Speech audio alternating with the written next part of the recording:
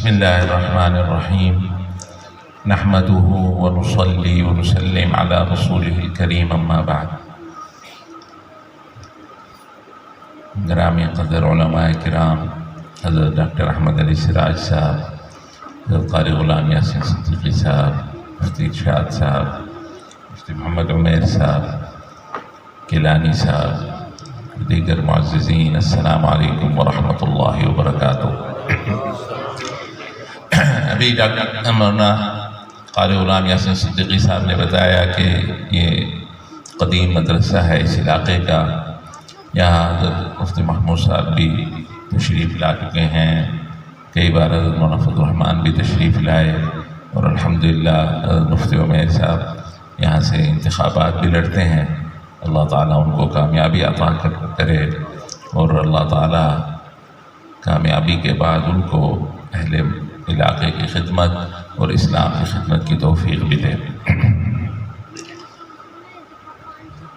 گرامی قدر دوستو، یہ جو مدارس ہیں یہ دین کی حفاظت کے لیے ہمارے اکابر نے قلعے قائم کیے تھے، اور بالکل جب 1857 میں تحریک آزادی چلائی اور مسلح جدوجہد انگریزوں کے خلاف کی، کیونکہ انگریزوں نے غدر کیا تھا مسلمان بادشاہ کے ساتھ۔ یہ جو غدر 1857 ہے نا، یہ غدر مسلمانوں کی طرف منسوب نہیں ہے، یہ انگریزوں کی طرف منسوب ہے، کیونکہ غدر کرنا، وعدہ خلافی کرنا یہ کوئی اچھی چیز نہیں ہے۔ تو انگریزوں نے غدر کیا مسلمان بادشاہ کے خلاف، اور پھر مسلمانوں نے اور دیگر جو مذاہب یہاں بستے ہیں بر صغیر میں، ان سب نے مختلف جگہوں پر تحریک چلائی انگریزوں کے خلاف، اور مسلح تحریک تھی وہ۔ اور ہمارے مشائخ نے جس علاقے میں تھے، خاص طور پہ حاجی امداد اللہ مہاجر مکی، امام ربانی، حضرت مولانا رشید احمد گنگوہی، قاسم العلوم والخیرات، حضرت مولانا قاسم نانوتوی، انہوں نے بھی یہ سرخیل تھے، بلکہ حضرت حاجی صاحب کو انہوں نے امیر المؤمنین بنایا، اور حضرت امام ربانی جو ہے وہ قاضی القضاة تھے، اور حضرت مولانا قاسم نانوتوی جو ہے وہ امیر العساکر، یعنی کہ اس وقت کے گویا چیف آف آرمی اسٹاف تھے۔ لیکن تکوینی کوئی امر ہوگا، اس میں تکوینی اللہ کی حکمت ہوگی۔ ظاہری اسباب تو یہی تھے کہ ظاہر ان کو تجربہ تو نہیں تھا حکومت کا، یہ تو قال اللہ قال الرسول کرنے والے اور کہنے والے تھے، لیکن کیونکہ شرعاً فرض عین ہو گیا تھا اس وقت جہاد، اس لیے سب اٹھ کھڑے ہوئے، اور جو ترتیب اس وقت سمجھ میں آئی اس ترتیب پر جو ہے انہوں نے ان کے ساتھ جو ہے وہ جہاد کیا۔ لیکن وہ جب تحریک ناکام ہو گئی تو حاجی صاحب مکہ مکرمہ تشریف لے گئے، وہیں وفات ہوئی، اور ہجرت کر گئے۔ یہ حضرات کچھ یہاں رہ گئے، کچھ اس میں شہید ہو گئے، جن میں سب سے شہرت یافتہ حضرت حافظ ضامن شہید ہیں۔ تو کچھ سالوں تک تو اسی طرح رہا، انگریزوں کو بھی عقل آئی، انہوں نے بجائے اس معاملے کو طول دینے پر عام معافی کا اعلان کر دیا۔ تو ان حضرات کو یہ محسوس ہوا کہ اب حکومت تو چلی گئی مسلمانوں کی، اور بظاہر کوئی آثار بھی نہیں ہے کہ جلدی واپس آ جائے، تو اگر ہم نے اسی طرح رہے تو آہستہ آہستہ مسلمانوں سے دین بھی ختم ہو جائے گا، کیونکہ 10,000 سے زیادہ علماء کو صرف دلی میں شہید کر دیا، کیونکہ اس وقت دلی کیپٹل تھا، دارالحکومت تھا، بڑے مدارس تھے وہاں، لیکن وہاں سے بالکل تقریباً تمام علماء کو، اور دیگر پورے بر صغیر میں بہت سارے علماء کو شہید کیا گیا، اور عام لوگوں کو تو کوئی ریکارڈ ہی نہیں ہے کتنے ہوئے، لاکھوں تک تعداد اس زمانے میں، جبکہ پوری آبادی چند کروڑ کی تھی پورے بر صغیر کی، جو کہ اب 2 ارب کے قریب پہنچی ہوئی ہے۔ تو اس وقت حضرت گنگوہی اور حضرت مولانا قاسم نانوتوی نے یہ سوچا کہ اگر مسلمانوں کا دین بچانا ہے تو کوئی اس کا نظم بنایا جائے، تو پھر یہ مدارس کا نظم بنایا ہے۔ یہ مدارس جو ہے اصلاً یہ دین بچانے کے لیے بنائے گئے تھے، کیونکہ جب تک دین رہے گا نا تو مسلمان بھی بچے رہیں گے، اور یہ دنیا بھی قائم رہے گی۔ حدیث شریف میں آتا ہے کہ اس وقت تک قیامت نہیں آئے گی جب تک دنیا میں کوئی اللہ اللہ کہنے والا ہے۔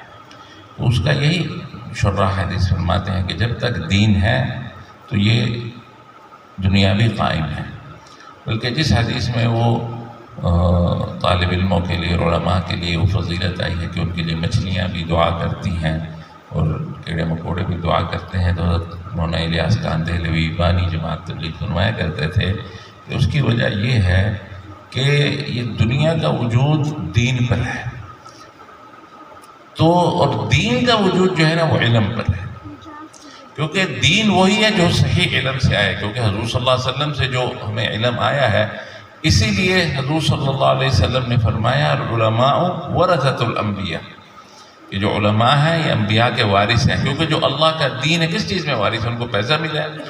کچھ بھی نہیں، تو علم شرعی جو ہے وہی حضور صلی اللہ علیہ وسلم کہتے ہیں کہ نہ انبیاء کوئی دینار وراثت میں چھوڑتے ہیں، نہ درہم وراثت میں چھوڑتے ہیں، انما یورثون العلم، کہ وہ تو علم جو ہے وراثت میں چھوڑتے ہیں۔ اور یہ علم شرعی جو ہے یہ سمجھ لیں کہ یہ علم تبھی علم نافع بنتا ہے جب اس کے ساتھ عمل صالح ہو۔ کسی کے پاس بہت علم ہے ہر قسم کا، تو وہ معلومات ہیں اس کے بعد جمع، اس علم شرعی کا مقصد یہ نہیں ہے کہ آپ معلومات جمع کرتے رہیں، بلکہ اس کا مقصد یہ ہے کہ اس پر عمل کریں۔ اگر علم بہت ہو لیکن اس کا جو مقصد حقیقی ہے عمل اس پر نہ ہو تو گویا یہ علم لا ینفع ہے، اور اگر عمل صالح تو ہے لیکن اس کے پیچھے صحیح علم نہیں ہے تو پھر وہ بدعت بن جاتا ہے۔ ایک آدمی، اسی لیے تو علماء فرماتے ہیں کہ ہر عمل کے قبول ہونے کے لیے 2 شرطیں ہونا ضروری ہے۔ ایک تو یہ کہ وہ شریعت کے مطابق وہ عمل کیا جائے ظاہراً، اور اس کا کون بتلائے گا؟ آپ کو فقہاء بتلائیں گے کہ یہ صحیح ہے، آپ نے نماز صحیح پڑھی نہیں پڑھی۔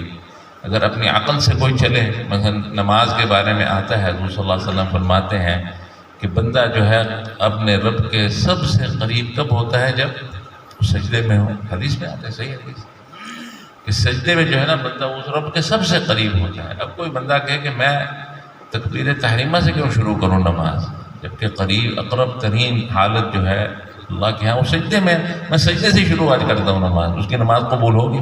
نہیں قبول ہوگی، حتیٰ کہ حدیث میں تو ہے، وہ کہے کہ دیکھو حدیث میں آیا، تم کہتے ہو قبول ہی نہیں ہوئی نماز، میں نے سجدے سے شروع کی نماز۔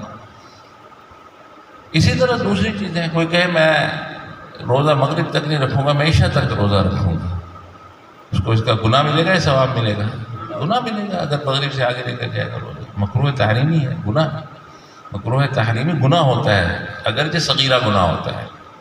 آج کل ہم کوئی کہے نا یہ چیز مکروہ ہے، کہتے ہیں مکروہ ہی ہے، اور علماء فرماتے ہیں گناہ صغیرہ پر اصرار اس کو گناہ کبیرہ بنا دیتا ہے۔ یعنی ایک آدمی مکروہ پر کہے کہ بس میں نے نہیں چھوڑنا ہے، تو اس پر اصرار یعنی اس پر رہنا، اپنے آپ کو اس پر مصر رہنا کہ میں یہ کرتا رہوں گا، تو یہ پھر اس گناہ صغیرہ کو بھی گناہ کبیرہ بنا دیتا ہے۔ جیسے سنتیں چھوڑ دیتے ہیں نماز کی، پڑھتے ہی نہیں ہیں بغیر عذر کے، اور اصرار کرتے ہیں، کوئی کہ بھی یار سنت ہی ہے، چھوڑنا مکروہ ہے، گناہ تھوڑا ہے۔ یہ جو گناہ صغیرہ ہے اس پر اصرار نہیں کرنا چاہیے، اس کو بھی ہو جائے کوئی کہے کہ یہ گناہ ہے یا مکروہ ہے تو کہے کہ اللہ معاف کرے، بس انشاءاللہ میں چھوڑ دوں۔ یہ زبانی اصرار ہو یا عملی اصرار ہو، دونوں اس میں داخل ہیں، بلکہ زبانی اصرار زیادہ سخت ہے عملی اصرار سے۔ ایک آدمی ساری زندگی نماز نہ پڑھے، ایمان ہو، یہ یقین ہو کہ نماز فرض ہے، ساری زندگی نماز نہیں پڑھی، کبھی نہ کبھی جنت میں چلے جائے گا، یا اللہ معاف کر دے پھر بھی جنت میں چلے جائے گا۔ ایک کہے کہ نہیں، ایک بار کہہ دے کہ نماز تو فرض نہیں ہے، پھر نمازیں پڑھتا رہے لیکن توبہ نہ کرے اس عمل سے، وہ جنت میں جائے گا؟ نہیں جائے گا۔ تو زبانی جو کلام ہے نا، زبان وہ زیادہ سخت ہے عمل سے۔ تو بہرحال ایک تو شرط علماء نے یہ فرمائی کہ عمل کے صالح کا قبول ہونے کی کہ وہ ظاہری شریعت کے مطابق ہو، جو حضور صلی اللہ علیہ وسلم نے طریقہ بتلایا، صحابہ نے سمجھا، اس کے بعد ائمہ متبوعین نے سمجھا، اور پھر فقہاء نے اس کو نشر کیا، اس کے مطابق وہ عمل کیا جائے۔ اور یہ ہر چیز میں، عقائد میں بھی، اور یہ قادیانیوں کا ہمارا کیا اختلاف ہے، وہ لا الہ الا اللہ محمد رسول اللہ پڑھتے ہیں لیکن محمد سے مراد کو چھوڑ لیتے ہیں، یا جو محمد سے مراد ہونا چاہیے کہ خاتم النبیین ہے وہ نہیں لیتے۔ تو اس لیے وہ جس طرح ہم تک پہنچا کلمہ، جیسے ڈاکٹر صاحب بتلا رہے تھے کہ ابو مسلم خولانی کو انہوں نے کہا کہ تم مجھے نبی مانو، تو اس نے کہا نہیں، میں نے تو کلمہ پڑھا ہوا ہے۔ وہ کلمہ پڑھ کر سمجھ لے لیتے کہ یہ نبوت جو ہے ختم ہو گئی ہے حضور پر، اور ہم دلائل دے دے کر علماء سمجھاتے ہیں، وہ سمجھ نہیں آتی۔ تو یہ عقائد میں چاہے ہو ظاہر علماء کے خلاف، اسی طرح عبادات میں ہو چاہے معاملات میں ہو، یہ تین بنیادی شعبے ہیں دین کے۔ عقائد آپ کا اور اللہ کا معاملہ ہے دل میں، عبادات آپ کا اور اللہ کا معاملہ ہے جسم کا، جس میں زبان بھی داخل ہے، اور معاملات آپ کا اور مخلوق کا معاملہ ہے۔ اس میں پھر معاملات میں کئی برانچز ہیں، جس طرح کئی فروع ہیں، اسی طرح عبادات میں کئی فروع ہیں۔ تو یہ ظاہراً جو عبادت کی جائے، عمل صالح کیا جائے، وہ شریعت کے مطابق ہو، ایک یہ شرط ہے۔ دوسری شرط اس کی اس سے بھی اہم ہے کہ جو عمل کیا جائے وہ اخلاص سے کیا جائے، صحیح نیت سے کیا جائے۔ اور عجیب بات یہ ہے کہ ظاہری جو عمل ہوتا ہے نا، تو کوئی بھی آپ کو دیکھے گا آپ سے زیادہ علم رکھتا ہوگا، فوراً بتلا دے گا آپ نے یہ کام صحیح نہیں کیا۔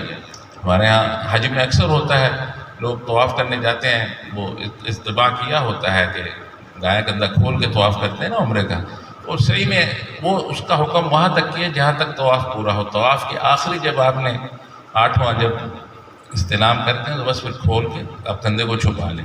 لوگ صحیح میں بھی کر رہے ہوتے ہیں تو خود ہی ہم اور لوگ بھی کئی بتا دیتے ہیں یہ اب کر لو یار، یہ ختم ہو گیا اب اس کا وقت، اب جو ہے نا کندھا چھپا لو۔ ظاہراً نظر آ رہا ہے نا، لیکن جو دل کی بات ہے وہ کوئی بتلائے گا آپ کو کہ آپ کا اخلاص ہے کہ نہیں؟ وہ یا آپ جانتے ہیں یا اللہ جانتا ہے، دنیا والا کوئی نہیں جانتا۔ اس کی جو تصحیح نیت ہے، جو صحیح نیت سے عبادت کرنی، یہ زیادہ اہم شرط ہے۔ کیونکہ بعض مرتبہ اگر آپ کو علم نہیں ہے، جہالت ہے، یا آپ نے پوچھا عالم نے صحیح مسئلہ نہیں بتلایا، یا آپ کو صحیح سمجھ نہیں آیا اور آپ نے عمل کر لیا، تو اللہ معاف کر دے گا۔ لیکن جو نیت کا اخلاص ہے یہ معاف نہیں ہوگا۔ نیت اگر غلط ہے، اخلاص نہیں ہے نیت میں، اللہ کے لیے نہیں عمل کیا، تو یہ معاف نہیں ہوگا۔ اس لیے اس کا بہت اہتمام کرنا چاہیے۔ اب اس کو ٹھیک کیسے کرنا ہے؟ ایک تو حضور نے طریقہ بتلایا ہے کہ ذکر اللہ کی کثرت، خود قرآن میں آتا ہے الا بذکر اللہ تطمئن القلوب، کہ ذکر جو اللہ کا ذکر ہے اس سے جو ہے وہ دل مطمئن ہوتے ہیں۔ اور حدیث میں آتا ہے کہ ثقالۃ القلوب، یعنی دل کو چمکانے والی چیز جو ہے وہ اللہ کا ذکر ہے۔ تو اس کی جتنی کثرت کریں گے دل جو ہے نا وہ صاف ہوگا۔ اور ہمارے جو مشائخ کا صدیوں سے جو معمول رہا ہے، تابعین کے دور سے بلکہ یہ معمول رہا ہے، بلکہ صحابہ کے ہاں بھی یہ معمول تھا کہ اپنے آپ کو کسی شیخ کے حوالے کر دیں کہ وہ آپ کی باطن کی اصلاح کرے، آپ کا جو اندر ہے باطن، جو اندرونی اصلاح ہے وہ اس کی فکر کریں، پھر اس کے پاس رہیں، وہ جو معمولات بتائے وہ پورے کریں، اور اپنے احوال بھی بتاتے رہیں۔ جس طرح ڈاکٹر کو انسان اپنے احوال بتلاتا ہے، پھر ہی بیماری کا پتہ چلتا ہے نا۔ کوئی بھی انسان عالم غیب تو ہوتا نہیں، تو ان کو بتلاتے رہیں۔ اور جو یہ خانقاہیں بنی ہیں یہ اسی چیز کے حسدان ہے۔ جیسے اس کی آسان مثال ہے، جیسے MBBS ڈاکٹر اور نفسیاتی ڈاکٹر۔ MBBS ڈاکٹر تو ظاہری مرض دیکھ کے پتہ لگا لے گا کہ اس کو یہ بیماری ہے، چوٹ لگی ہوئی ہے، لیکن آپ کو اگر نفسیاتی بیماری ہے، پہلی بات تو ہے کہ کوئی نفسیاتی بیمار ہوتا ہے وہ خود بتاتا ہے ڈاکٹر کو میں بیمار ہوں۔ اسی طرح ظاہری عمل میں نقص ہونا جو انسان کو خود احساس ہوتا ہے کہ میرا ظاہری عمل کچھ کم رہ گیا ہے، مجھے سمجھ نہیں آئی مجھے جو، لیکن جب باطنی بیماری ہوتی ہے نا وہ خود انسان کو پتہ نہیں چلتا۔ انسان کے اندر حسد ہے، اس کو نہیں محسوس ہوتا، وہ تو کہتا ہے میں صحیح سوچ رہا ہوں۔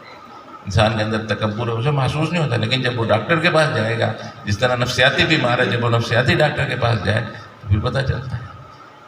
اب ساری دنیا اس پر متفق ہے کہ نفسیاتی مریض جو ہے وہ جو ظاہری مریض ہے جس کو چوٹ لگی اس سے زیادہ خطرناک ہے، معاشرے کے لیے بھی اپنے لیے بھی۔